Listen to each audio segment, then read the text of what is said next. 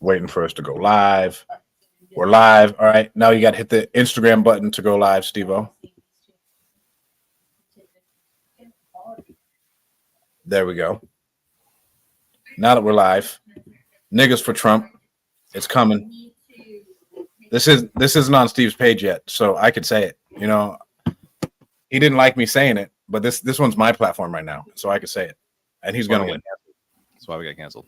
No, you canceled us because you hate niggas. Wow. You didn't like us being able to choose. You asked me to share this in my Facebook group, and you're gonna hit me with that.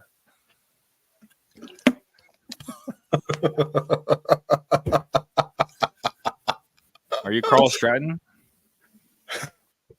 Carl Stratton? Trying to figure out. I was trying to tag Stratton. I don't know. No, you just hit at everyone.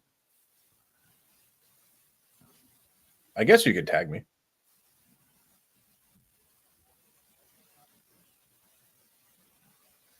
Let me get this in a Facebook group real quick.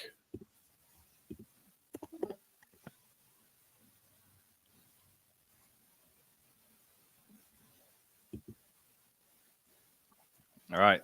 It's shared. Look at that. Thank you, Steve-O. Yeah, I'm going to get canceled. How? Associated with you. Bro, what do you mean? How are you going to get canceled for that? It doesn't make any sense to me. I know. I wouldn't expect you to understand. It doesn't make any sense to me. I think we're doing great. I think we got a lot of hype. All right. So I'm hiring 2 sales reps. I took them through our whole sales interview process. Nice. How'd you find them? Social. Very cool. I talked to Gary Harper about it, and he was like, you should not hire on anybody new. And you said the same thing when I talked to you about it. These are younger dudes, so we'll see if they can keep up the pace. I bet you they're watching this. You said hire people with really high expenses, so they have to sell a lot. Mm-hmm. What group incentives should I put in place? I'd love to go over them with you. And then I'd love to go over I had a sales call earlier today, to I thought it was like my best sales call so far. Awesome. All right. So what incentives to have in place? We have enough weeks. We have enough leads to where I expect them to get 2 contracts a week. Mm-hmm. Like minimum. 20 leads a day. Right now, I turned it down a little bit as we're dialing this in. But I can ramp it up whenever I want, and that's plenty of leads. I honestly think 3 is not unacceptable. Do you think I am being unreasonable? 20 leads a day for 3 closings a week or 3 contracts a week? No, so they won't be able to handle 20 leads a day.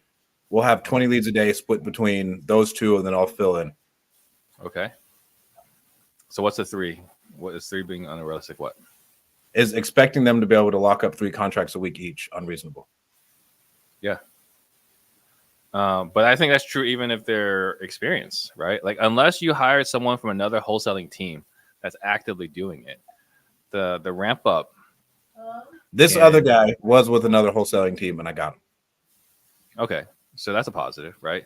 So if he understands the real estate side, then is understanding the sales side. So does he have the right sales training? Does he understand the sales process? And also there's nuances to this. We had Brandon Bateman. He was on our show, and he's found one of the greatest challenges is taking people that are used to cold call leads and putting them into inbound leads.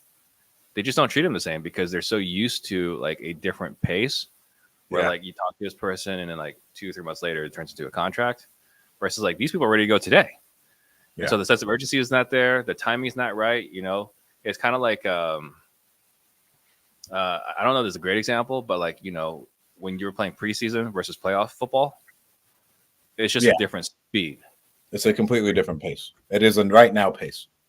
Right. And so I think there's elements. So I'm not trying to make excuses for these guys. I just want to say as far as expectations go, 3 contracts a week, maybe in 2 months, but not off the bat. No, I think if you put a target of 3 contracts a week for the first few weeks, they're going to be crappy contracts. I think for the first month, I was talking to Eric Klein about this. He was like, bro, they can lock up 4 in a month. Mm-hmm. It was like it is 100% reasonable for them to lock up for a month. I think 100% they could lock up one a week. You have so many at bats. If you can't, like, can you really sell? Yeah. And again, you're talking about these are lead solo, so these people are motivated, so they should not have a hard time getting people under contract. Right. This is way different than cold call leads too. Like these people, like you're shooting fish in a barrel, bro. Like they want to sell. Yeah, like I think you were saying like you were locking at 1 in 5, right? Is that what you were saying? No, we're like 1 in 10. Yeah, 1 in 10. Yeah, they should get 1 to 2 the first few weeks, but I don't think 3 is unreasonable after maybe 6 weeks. Okay, after 6 weeks, they should be at 3 contracts a week. A competent person should be. So we have to figure out if these 2 people are competent. When you say competent, what do you mean? I feel like if someone has hustle, I can show them how to sell, and let's fucking get it going. What, they just don't pick up on it? How do you not learn? Most of the time with people, we get, like, if they aren't competent enough because they don't take feedback. You saw who won the last election, right? You assume nobody. You assume nothing about people. Okay. Right. So retention, like I have unfortunately gone through and hired people that I thought were going to be stellar. And you find out, sadly, that not everyone retains information at the same time. They want to get better. They want to get better and they'll work. Right. Like for me, this is probably one of the hardest people to let go, because you want it so bad for them. They want it so bad for them and they just can't get it. Yeah. Right. So like, I'd rather have someone with a crappy attitude. That's like, hey, here's a freaking door. You can go. Exactly. Right? Like, bro, get the fuck out of here. Instead of someone who's trying their hardest and they're the little engine that could, and they can't. And it's like, it's heartbreaking. So that's what I mean. Okay. Gary Harper talks about this, right? He talks about like, it was like the head, the hands, the feet, and the heart, right? And the feet has to do with like their ability to grow, right? And the hands are the skills. And like you have to be able to learn the skills, right? And just there are elements of there's intellectual, IQ, right? Intellectual quotient, and there's EQ, emotional quotient. Like they don't have to have high IQ, but they have to have some, and they have to have pretty good EQ. Do I disc profile them before anything? No, I put them through predictive index before I hire people. And I got a captain. There was another promoter. I don't know what the other guy is, but I'm happy with the captain. I need to check my favorite profile to hire. Is the premier? That's my favorite to hire. I've hired on a captain before. Like he was a really good dude. It just didn't work out. This one, I think they're both young hustlers. That's the only thing that I'm down on. After like talking to you, like, hey, we need people who like need bills to pay.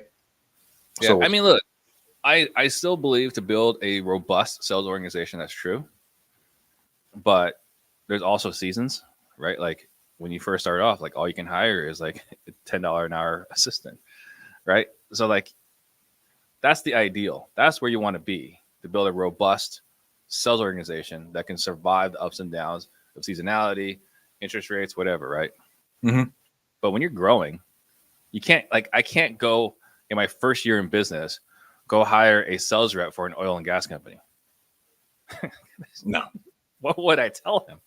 Right. And so like, that's the ideal. Okay. But you also like the ideal is you just drive a supercar on day one, but you work your way up to the supercar. Okay. So first month 4 contracts isn't unreasonable, right?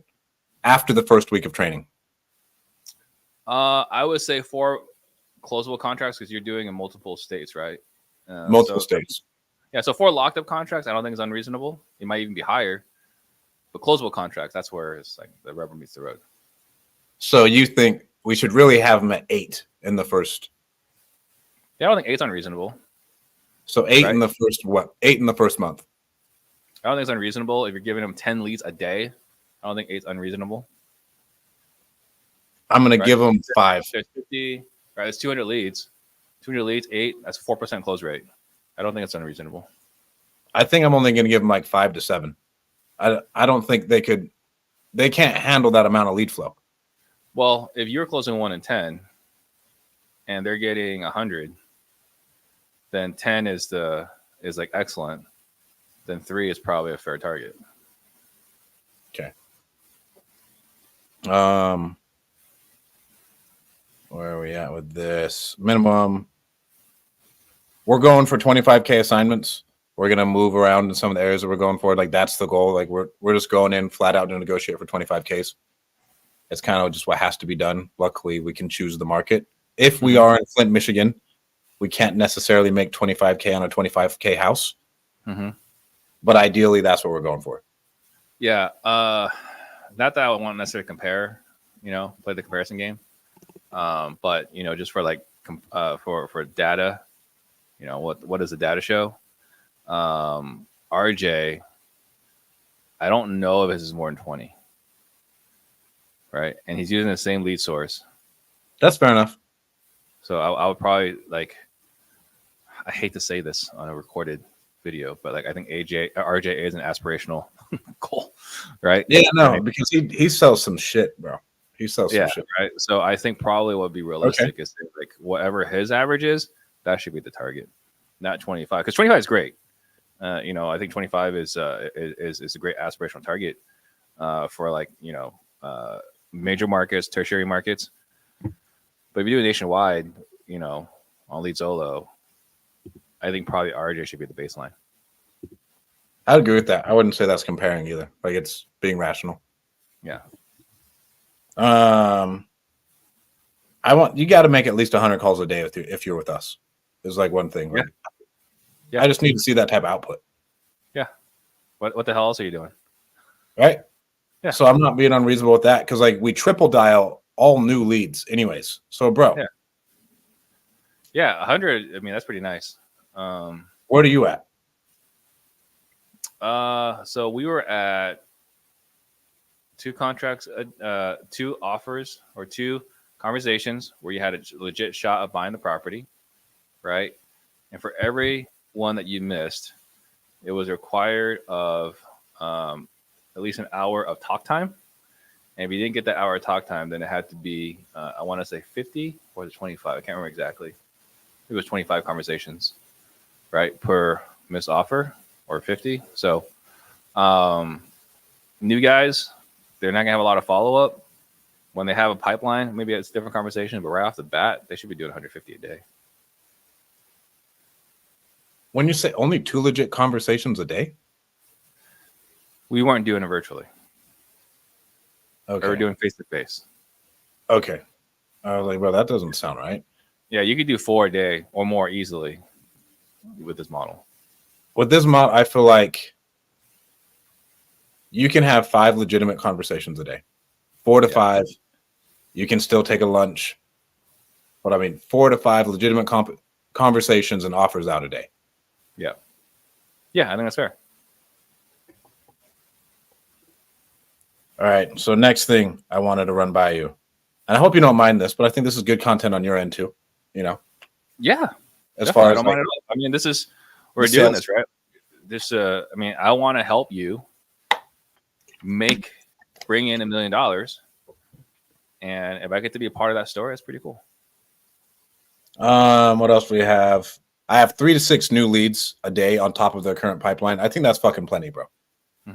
I think that's plenty, especially as a new person. That is plenty to cut your teeth on. Right. I'll start them off on our dead leads and shit. I expect them to at least hit 400K within 6 months in revenue. I don't think that's unreasonable either. I'd have to kind of work back a little bit now at 20 an assignment. But they both said they want to make 100 to 150 grand. I was like, so if you want to do that, we got to hit some big numbers. Yeah. So I don't think it's unreasonable, right, to hit $1 million a year. I don't think it's unreasonable to do 400K in 6 months. I think we just have to remember that they're starting with no momentum. This is an important consideration, right? So 400K could be done, absolutely. I thought that was so low, bro. I didn't even think that was a stretch. Like, I don't think you need momentum for that. I think the people that are starting brand new, like very rarely do people crush it out of the gate. Right. Like let's look at the skills you need to learn. And maybe yours is different, right? So Randy and I, we talk about this inside our sales leadership training, right? What are the skills you need to learn, right? You have to understand real estate. If you're, you guys you hired are already in real estate, or you have to learn real estate. You have to be able to learn sales, right? But you have to learn a CRM if you're not in a CRM before, right? Someone that's coming from a different industry doesn't know DocuSign. So like they have a program in Rent's training, right, with our sales leadership, where like the sales rep, now we don't do it, right? But like inside their onboarding program is like, here's how you use DocuSign, right? Like you just yeah. Huh? It you wouldn't think so, but it's true. Like for a good quality onboarding. Yeah. So like I still remember like the very first time, right? And this is I'm dating myself, this is like 15 years ago. The first time I did DocuSign, like it took me like over an hour, right? And I did it wrong, right? Like I would put all I put like seller 1, seller 2, right? And then I went and looked at it, and then they were all seller 1s. I didn't even switch it to seller 2, like these are the things that you have to do when you first start. So learning stupid DocuSign, right? Learning comping, learning how to use the CRM, using the dialer, disposition it correctly. Like these are all the things that you have to do as a new person, that when you first get in, it's like you kind of throw them into this boiling water. And most people can't handle it. The ones that do thrive. So that's why I say like you have to give them some grace on onboarding, because like, yeah, I could put Stratton into a system today, and tomorrow he's going to be able to function fine. But first week or two with a brand new person inside an organization that's not as resilient, we'll find out. Okay. I guess we will see that tail time on that. If we hit our goal of $1 million net in the next 6 months, they both get a 10K each bonus. I think that's fair. Yeah, it's incredibly fair. Right? I think that's a solid bonus for them to work towards. Yeah. But in order for them to get that, they have to sell 400K. Mm-hmm. Is that unreasonable? No. Right? Like, if we hit our million mark and you sold 400K of it, I'll give you 10K, no problem. It's a reasonable stretch goal. Okay. If they close over 80K a month, they get a 1K bonus. After they hit 135, I'll bump their commission up to 14%. On everything over. Yeah. Anything wrong with that? I don't think there's anything wrong with it. I think here's my own personal experience, and it's no fault of the salespeople. It's really a fault of my administration. I drive my team crazy with scaling commissions, so I don't offer as much anymore, because when it's time to pay them out, it's like, how much was of the 130,000? How much of this was the 130 to 135? Right? Like it's like this whole deal. Oh, I guess you're right. So like, and it sucks for the salespeople, but like I have dealt, like as a business owner, it's gotten frustrating enough where I like, screw it. It's just one flat deal. And you want to make more money, just close more sales, right? And I mean, just think about it. As a business owner, that's what we have to do, right? If I want to make more money, I have to find more deals. There's no magic figure where like if I close an extra 10 deals in a year, Right. like someone's going to bonus me. As a matter of fact, Uncle Sam was going to unbonus me. So Okay, I'm getting rid of it then, because I think that to me sounds like a nightmare administratively, and I just don't want to have to do the math and then hear people bitch. Yeah, it's better to just say like, if you hit this milestone, we'll give you an extra number, like an extra 10,000, whatever you said it was earlier, right? I think that one's simple enough, but like the sliding scale, I've heard my team complain enough. It's like, yeah, it is complicated unless you do it where like there's a team in Houston, like one of my favorite clients, American Home Buyers. It's this sliding scale resets every year versus every month. then it's not so bad. Yeah, that's not bad. Yeah. I don't know if I like the every year though. I want every day is day one in my mind. You know what I'm saying? I don't want them to coast that when they get to a point. Well, they're not going to coast, right? Because if they're 14% the rest of the year, they're not going to coast. I don't fucking know. It Yeah. sounds. It feels like a coast. I got this one from Dean. If they close a 6-figure assignment, they get their bonus, and they get a $7,500 vacation paid by us. Dean's done like 6 or 7 of them this year alone. Yeah. I mean, it doesn't hurt, right? It's not like it's costing you that vacation. No, I think it's dope. I think it's cool. I'm just thinking about like the other side of the coin, right? Like how many deals they might have lost because they try to stretch an 80K to 100K. I don't know. Like we don't. I guess we don't know, but I mean, Jesus Christ, bro! Like 7 of them this year. Like he's getting like 1 a month. That's phenomenal. Good for Dean, right? Captain America coming through. Right, Captain America coming through, and so because Jason, our friend, was like, he does a lot of flips, but he just buys so deep. He was making so much more money on his deals, and so Dean was like, "Bro, we got to do something about this." Yeah. So 7,500 plus what? Or was that it? 7,500 and the regular commission. So they make 10 grand and they get 7,500, and we'll just go.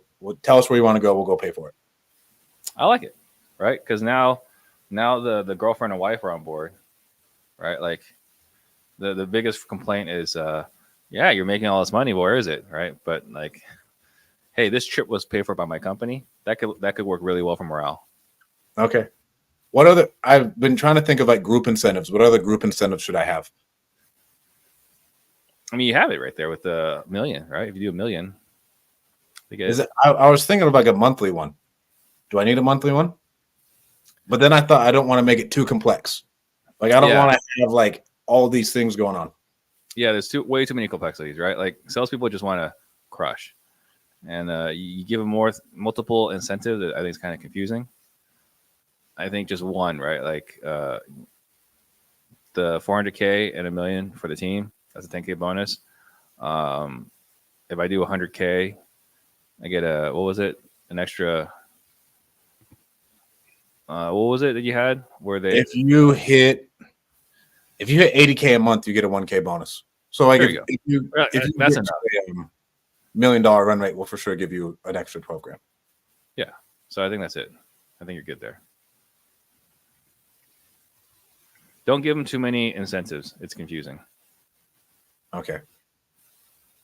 The thing that will incentivize them more is not the bonus, although the bonus is important. The thing that will incentivize them more is the competition of beating their colleague. That's why I hired on 2. Mm-hmm.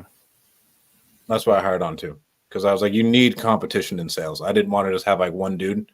I don't know if you've ever had like one guy just working for you, but it's for me, you're working from home. It sucks. It's lonely. Yeah. Well, it's not that it's lonely. It's easier for me to say, "Hey, Stratton, do you see what Dean just did? Huh?" And just walk out. I don't have to say anything else. Just walk in. Dude, you see that deal Dean just did? Man, that's crazy. All right, and I walk out.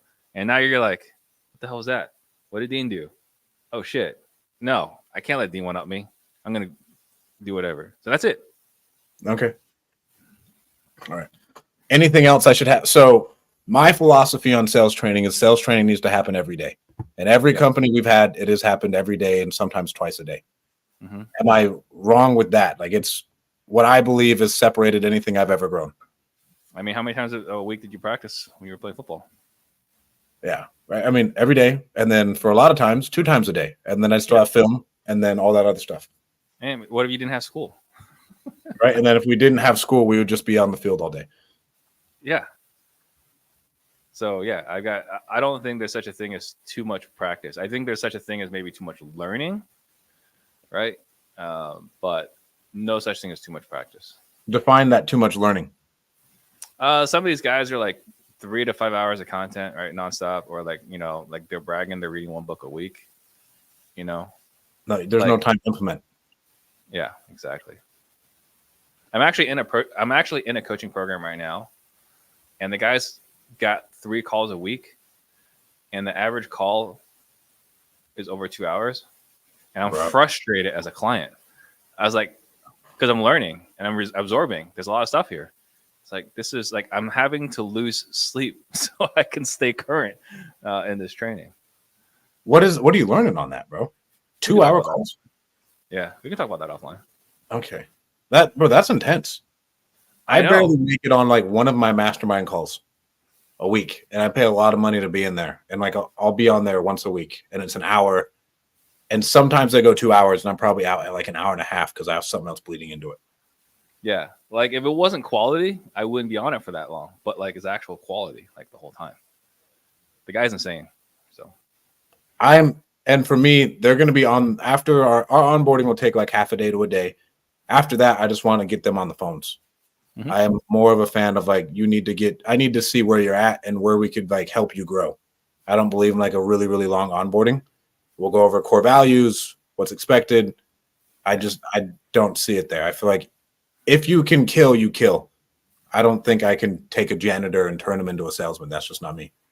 yeah, well, I mean, you're not a Fortune 500 company, so they got to start doing something, right? As long as you're monitoring every day, which is hard, you're monitoring every day, evaluating every day. I think you're good. Monitoring every day. Did you ever lead a virtual team? You've always been in office, right? No, in the end, we did, right. We went with Lee Zolo. We were doing virtual. What did your day look like? Just morning, group training, go make your calls, afternoon, group training. So I want to qualify this. I was not leading the team, right? Jaden Well, what was. did Homeboy do? Huh? What did the guy who was doing do?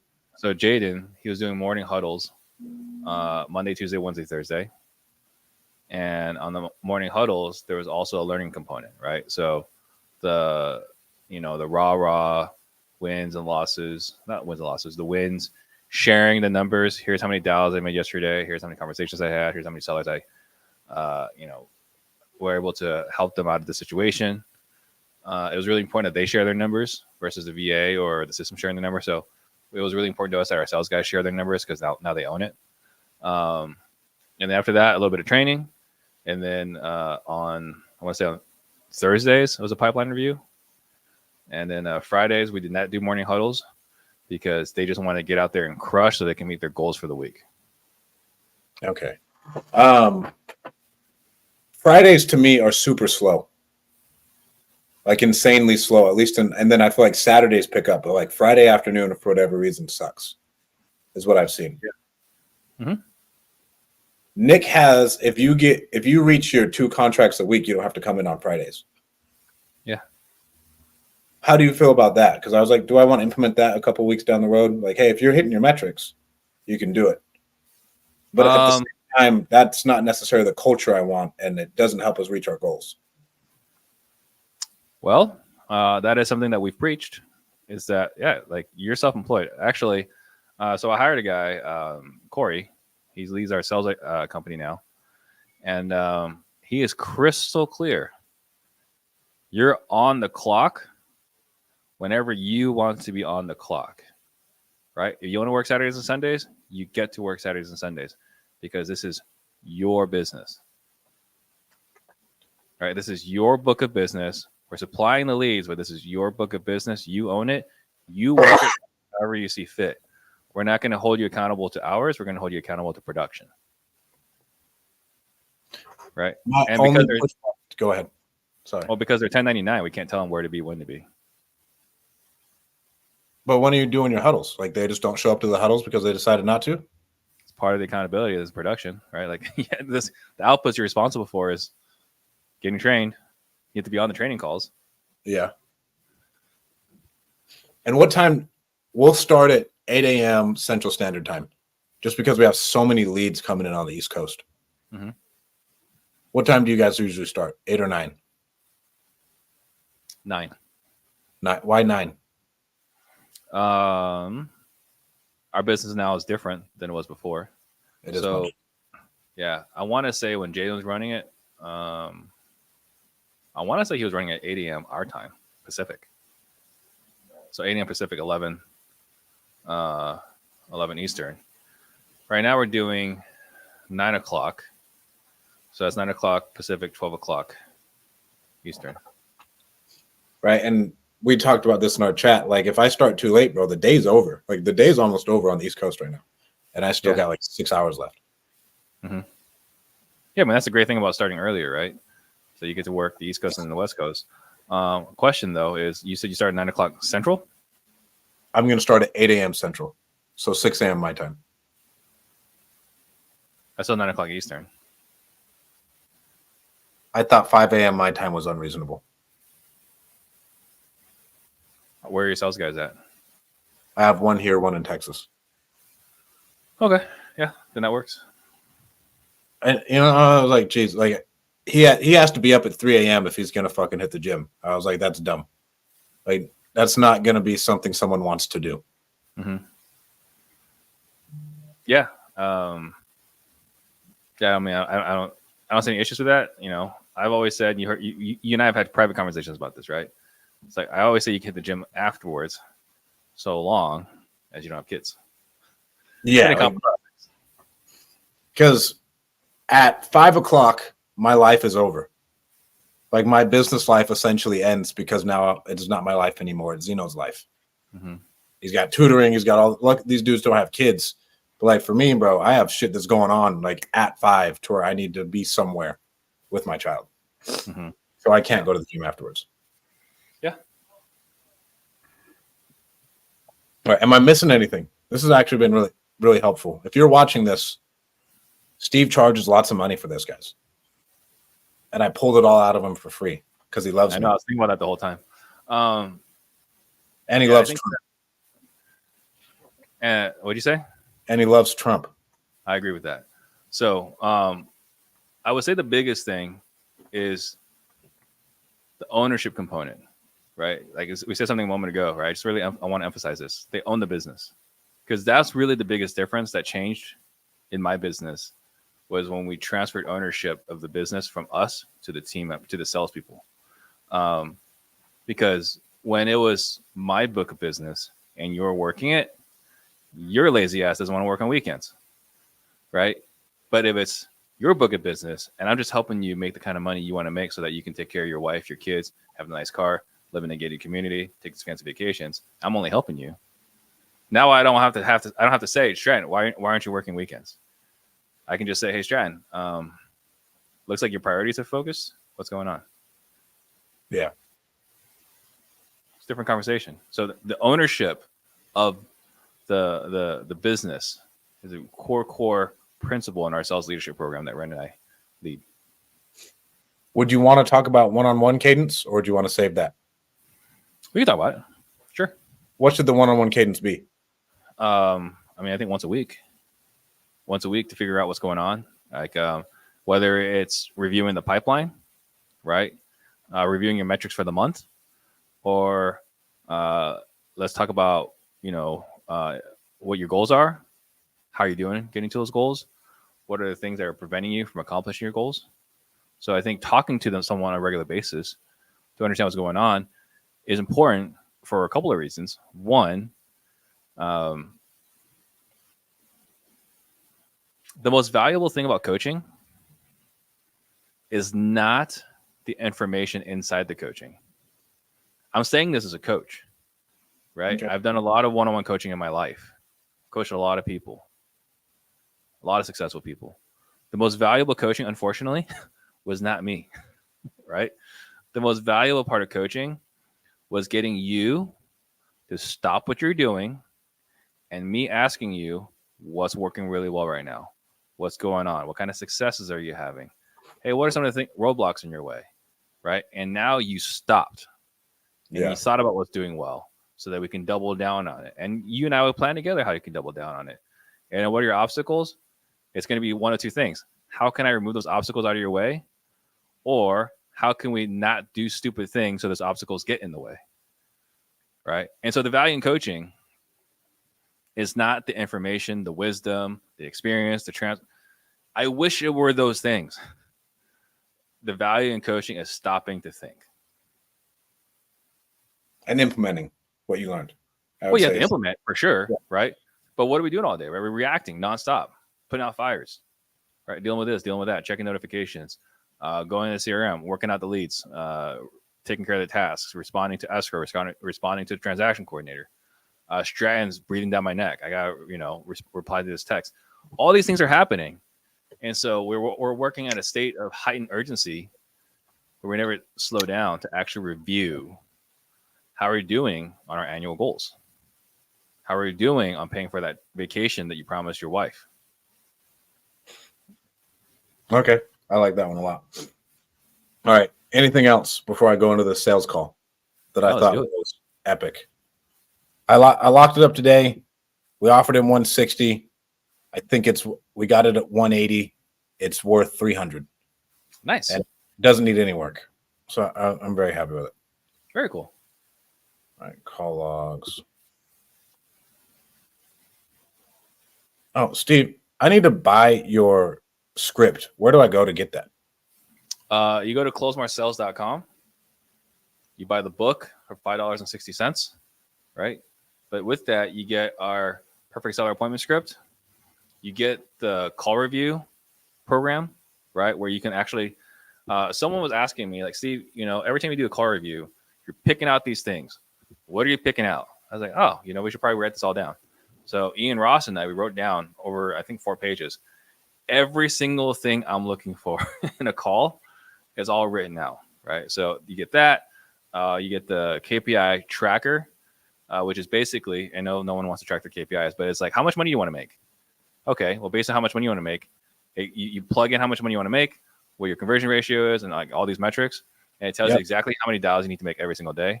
And then there's also a 2-hour recording of me doing a sales training for a bunch of millionaires in the room. So all for $5?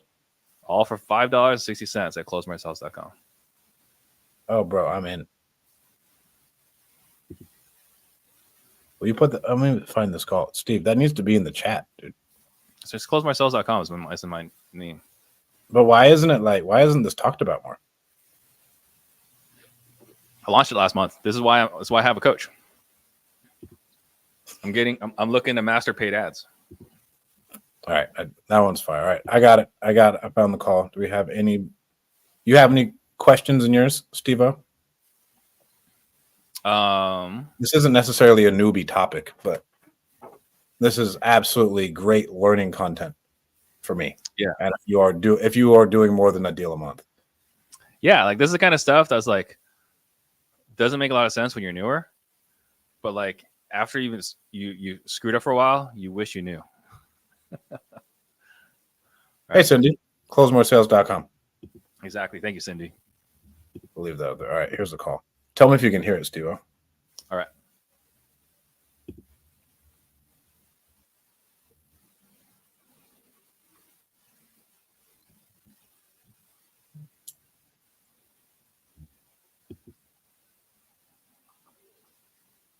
Can you hear it, Steve? No.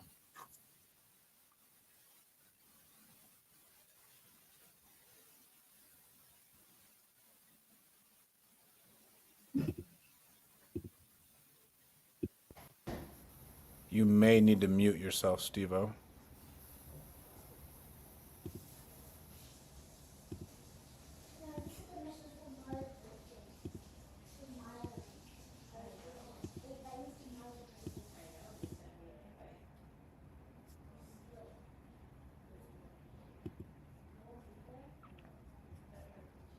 Damn it, I had to reset it. It's coming.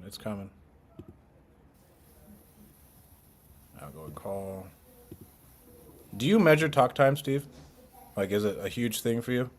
Yeah. All right, can you hear this? Hello. Hey, James Stratton, you reached out to us about selling your property on. Can you? Yes. All right. Stonebridge. Did I catch you at a bad time? No, I'm fine. Mm-hmm. Great. This call is probably going to take us 5 to 15 minutes. Is that okay? Yeah, sure, no problem. Great. I'm going to be asking you a bunch of questions. Some of them may feel personal. Is that okay? Sure, no problem. And then last thing, our entire goal with this is just to help you solve your problem or whatever's going on with the property. By the end of it, we just want to help you make a yes or no decision. Is that okay with you? Sure. Let's start off. All right. How was the intro? There There was was not a not lot a of lot of variability donation. What else am I supposed to have in that tone? That's like, am I supposed to sound like giddy? No, not not giddy, giddy, but you're but pretty you're pretty monotonous. monotonous. Hey, Hey, Stratton. Stratton.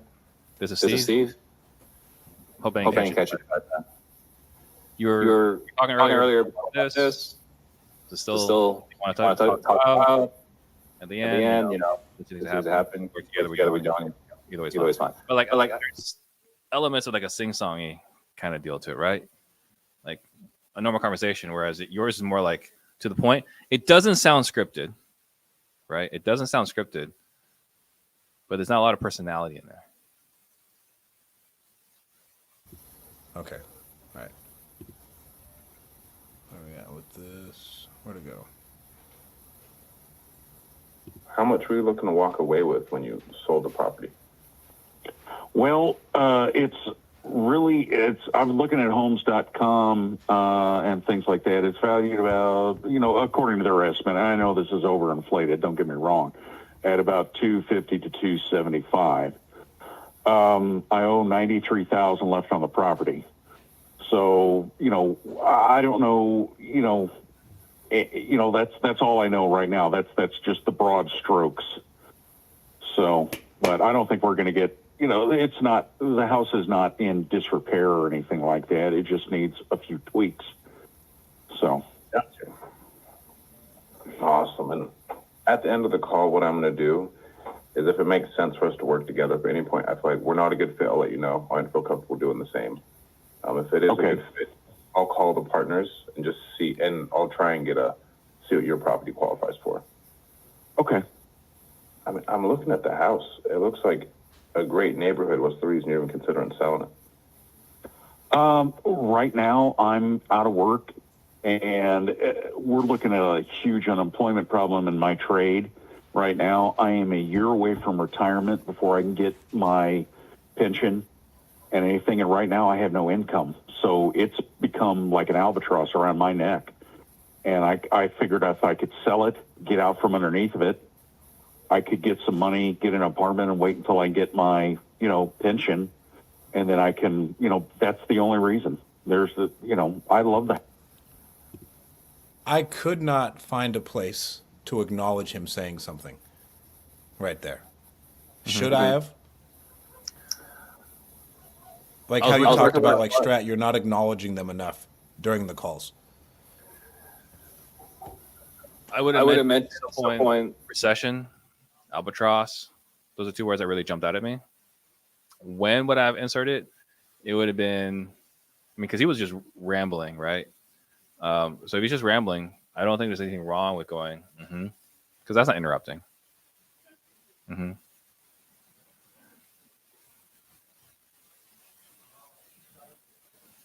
But I don't think it's terrible, right? Like, because he was on a riff, so I don't think it's terrible that you didn't acknowledge. But if you're going to acknowledge in those situations, gotcha. Okay.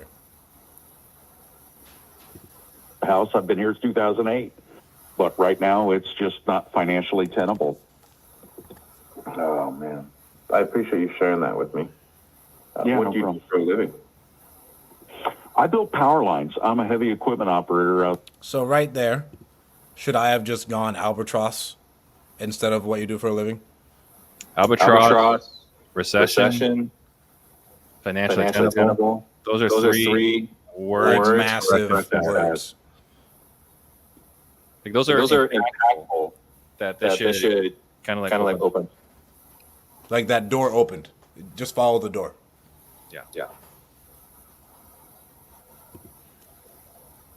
The International Brother of Electrical Workers, Hall in St. Louis.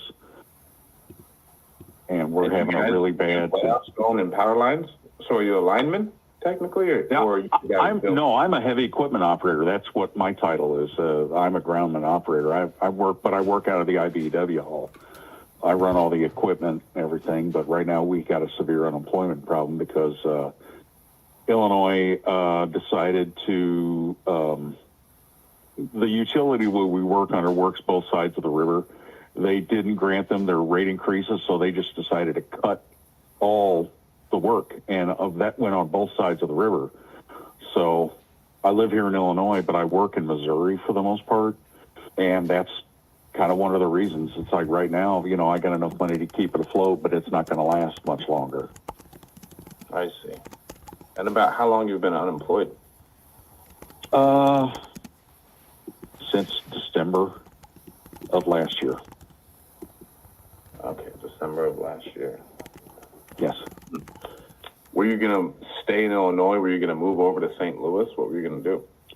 I don't know. It's just right now I'm, looking at apartments, just trying to find something that I can stay. All right, at this point in the call, do we need to address anything that I should have done wrong? Differently is you asked three questions right there. What are you going to do? Go to St. Louis? Don't put words in their mouth. I said put words in their mouth. You asked three questions back to back. What are you doing right now? Butter? It's like just ask one question. Slow down the questions.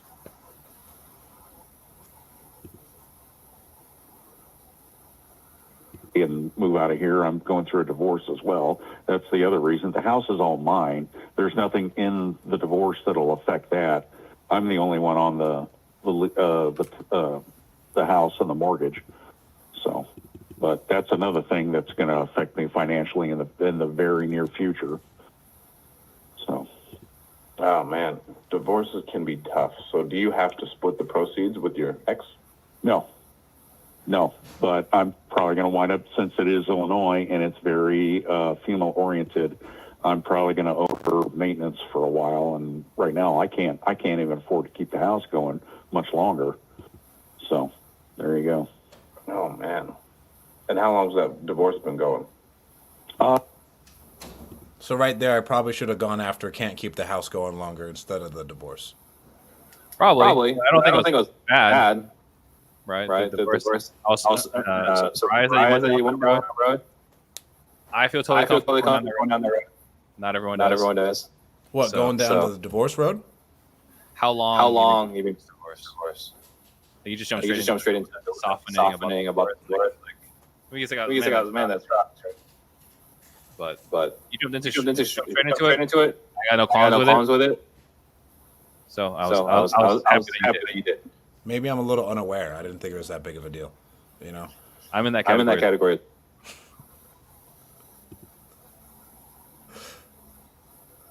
We have been since last September. We have another court date in the 18th of this month. So, Okay.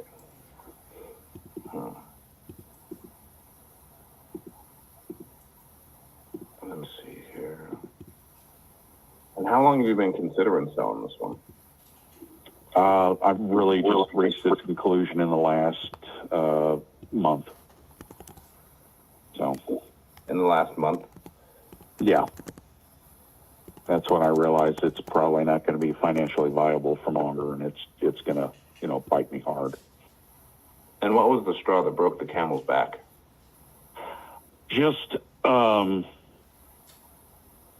was talking with our business agent there in my hall in St. Louis, and they were talking about the work situation. Is its jobs are trickling in, but even if I could get one, it probably won't save me from this. And the bank's going to be calling in pretty soon. Wanting to start foreclosure proceedings, and I want to get out from underneath of it before it starts. Okay. When you start talking about foreclosure proceedings, are you behind on any payments? I am. Did I ask that the right way? That's like the number one thing I heard in that. Yeah. So I wouldn't ask it like that. Like are you behind? Doing probably more along the lines like how far behind are you? So are you far behind? How far behind are you?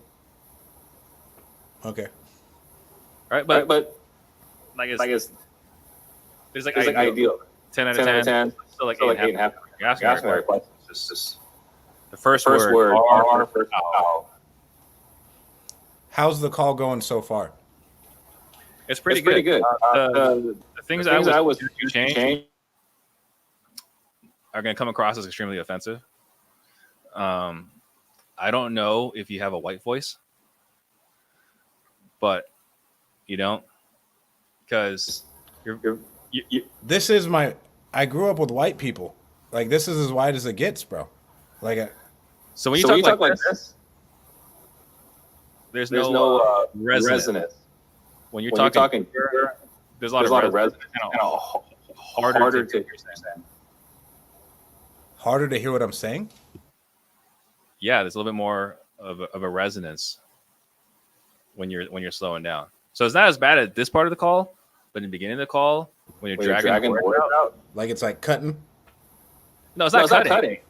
It's It's that that you you can kind of kind of hear hear yourself. yourself more. It's a little A little more more throat. It needs to be softer.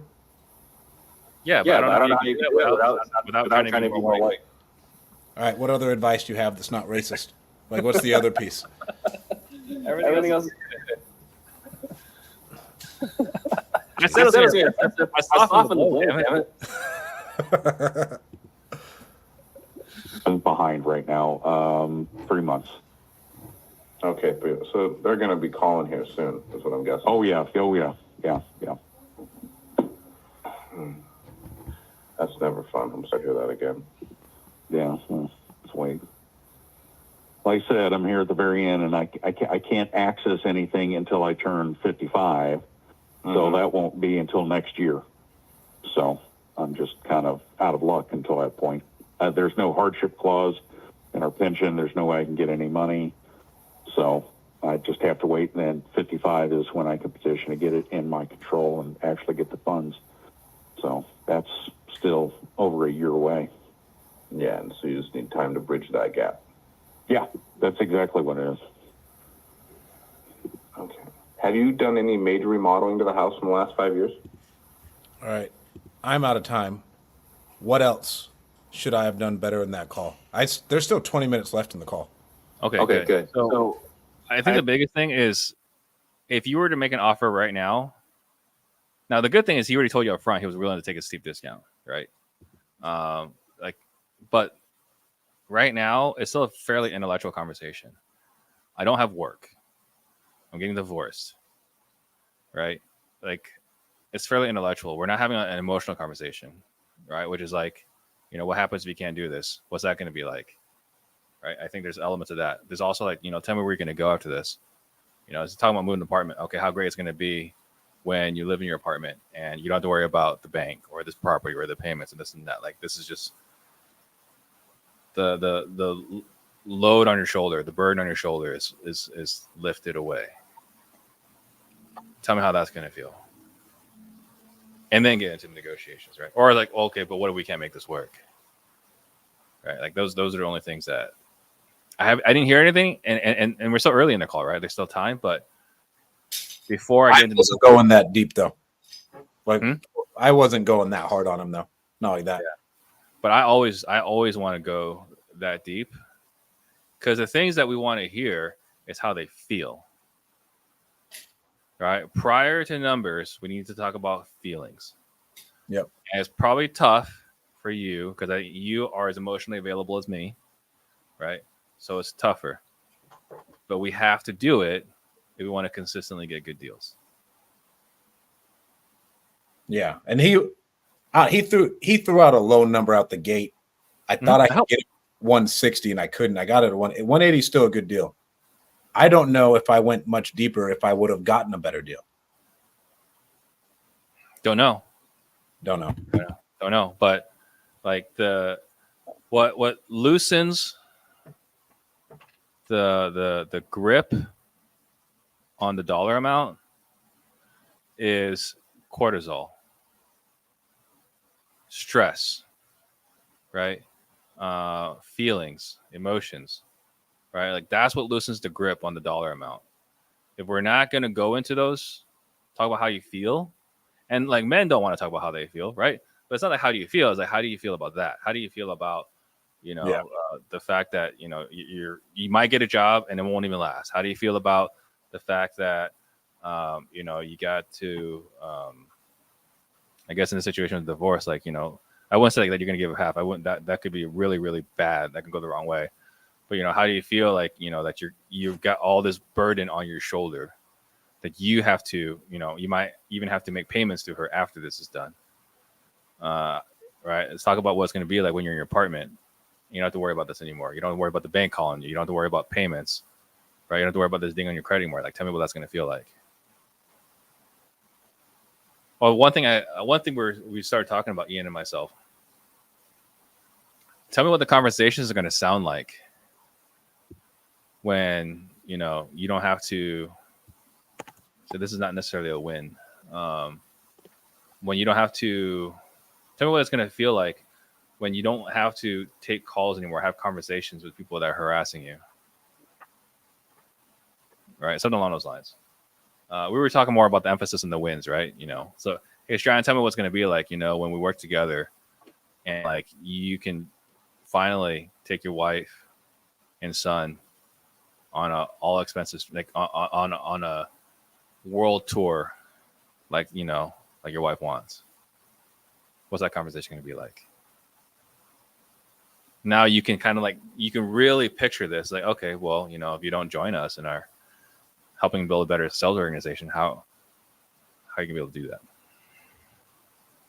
that? This, for those of you watching, this was like a master class on how to improve in sales and then how to grow your team. Yeah. Steve's going to charge a lot of money for this. Thank you so much, Steve-O. You're welcome. For going live with me on this. And what I think I'm going to do on the YouTube channel is I'm going to have like the sales section. I'm going to have like the leadership section, the acquisitions, the dispositions, because it's all just going to be free content because I'm trying to show everybody how I'm doing it. But this has been amazingly helpful. Thank you so much, Steve-O. You're welcome. And I'll go buy your Close More Sales stuff tonight so our team can use it. Thank you. Appreciate that. I take back every hurtful thing I said. Yeah, you racist son of a bitch. All right, guys. Thank you so much for tuning in. Now I got to hop on the Deal Champs podcast. I'll see you there in a little bit. Thank you so much, Steve-O. Later.